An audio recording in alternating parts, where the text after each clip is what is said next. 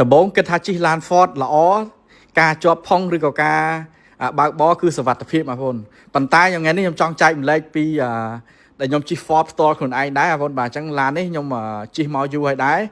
បាទអញ្ចឹងខ្ញុំជិះចូល3ឆ្នាំហើយដែរបងប្អូនខ្ញុំទិញតាំងពីឆ្នាំ2023ឥឡូវវាជិត2026ហើយបាត់ពិសោធន៍ឲ្យខ្ញុំជិះ Ford ផ្ទាល់គឺទិញខ្លាញ់គោបាទ Ford នេះតែម្ដង Ford Valtrac 023បាទហើយថ្ងៃនេះខ្ញុំជាប់ផុងបងប្អូនបាទជាប់ផុងខ្លាំងមែនតើអញ្ចឹងបងប្អូនមើលសភាពហើយសភាពដែលខ្ញុំជាប់ដំបងនេះគឺបានន័យថាផ្លូវកែងផ្លូវតូចហើយខ្ញុំបញ្ជាក់តិចខ្ញុំទៅការងារទេបងប្អូនខ្ញុំចុះបេសកកម្មការងារខ្ញុំគឺខ្ញុំជាងមកការធ្វើផ្ទះសំណង់ហើយខ្ញុំបានចុះទៅមើលការអាឋានហើយផ្លូវចូលតាមស្រុកភូមិពុកម៉ែបងប្អូនដឹងហើយថាផ្លូវវាតូចចង្អៀតនិយាយទៅផ្លូវមួយកាច់នេះគឺតូចមែនតើបើកបានត្រឹមឡានពួកព្រុសឬក៏អទេសគោឲ្យដល់ថាឡាន Ford ខ្ញុំវាលេងដែរបងប្អូនអញ្ចឹងខ្ញុំដាក់យ៉ាន់ដាក់អីយ៉ាន់ធំដាក់អីចឹងធំទៅវាផ្លូវវានឹងធំដែរអញ្ចឹងវាស៊ី space ហើយខ្ញុំបាត់អត់ផុតដោយសារយើងខ្លាចប៉ះលបងមកចំហៀងទៀតដល់ពេលអញ្ចឹងកង់មកចំហៀងវាធ្លាក់មកខាងបលាយនេះក៏លុកជ្រៅបងប្អូនស្មើជង្គង់ណាហ្នឹងហើយស្មើជង្គង់មនុស្សចាស់យើងគឺជ្រៅបាទហើយជាប់ទៅជាប់មកខ្ញុំរើទៅរើមកនិយាយទៅខ្ញុំព្យាយាមរើមែនតើតាមក៏ពិតទៅឡាន Ford ល្អបងប្អូនមានចំណុចល្អច្រើនខ្ញុំមិនចេះថាទេហើយខ្ញុំក៏អត់បន្ទោសក្រុមហ៊ុន Ford ដែរក្រុមហ៊ុនគេ Ford គេផលិតមកគឺ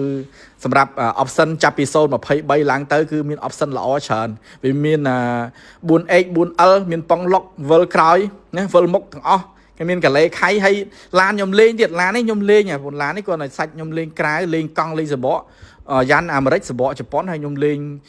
Body Kit លេងឡើងទៅជា Ford Sport ណាFord ខ្ញុំ Valtrac 023តែខ្ញុំលេងទៅជា Ford Sport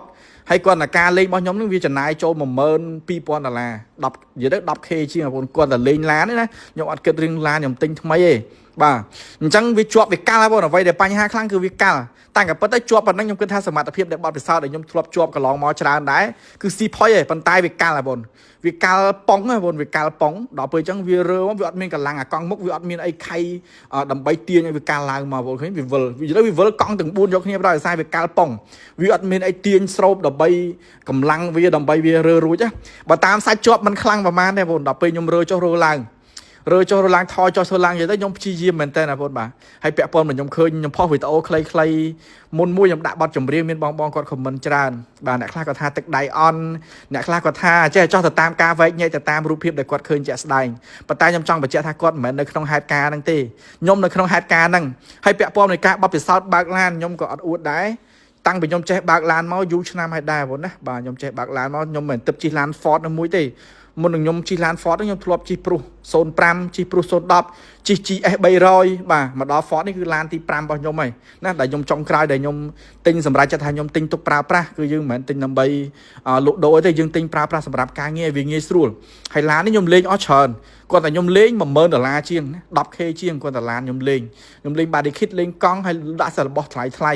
បាទតែឡាននេះគឺខ្ញុំចូលចិត្តវាខ្ញុំនិយាយទៅខ្ញុំស្រឡាញ់ Ford បងណាពាក់ព័ន្ធនឹង Ford គឺខ្ញុំគិតថាល្អហើយភាគច្រើនខ្ញុំលេងផ្ដោតទៅលើផ្លូវ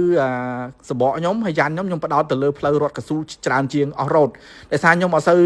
មិនលេងខ្ញុំលេងសម្រាប់អស់រត់ចូលព្រៃទេគឺខ្ញុំលេងសម្រាប់ខ្ញុំដាក់ខ្ញុំធ្វើការងារខ្ញុំផ្ដោតទៅលើលបឿនបាទពាក់ព័ន្ធមួយលបឿនបាទគឺអែមបងប្អូនណា smooth ល្អមែនតើគឺខ្ញុំលេងយកលបឿនហើយចុងក្រោយខ្ញុំរើមិនក៏អត់រួចដែរចុងក្រោយគឺខ្ញុំជួលអត្រាក់បាទគួយបូតាអ្នកភូមិឲ្យគាត់មកទាញបងប្អូនបាទអញ្ចឹងគាត់ទាញជំនួយបាទទាញមកទៅវាអត់មានអីខ្លាំងបងដល់ពេលអត្រាក់ទាញមកវាផុតវាប៉ើងមកបណ្ដោយអញ្ចឹងអាកាល់កាឡេហ្នឹងគឺវាឡើងមកស្រួលហ្មងដោយសារតាំងក៏ពិតទៅបើសាច់ជាប់វាអត់ជាប់ហ្មងដែរទេប៉ុន្តែគាត់ថាវាកាល់ខ្លាំងវាកាល់បាតក្រោមខ្លាំងបាទអញ្ចឹងខ្ញុំក៏ជួលអត្រាក់ទាញហើយលោកពូគាត់យកតែ50000រៀលទេខ្ញុំឲ្យគាត់100,000រៀលហើយខ្ញុំអរគុណដល់អ្នកស្រុកអ្នកភូមិទាំងអស់ដែលគាត់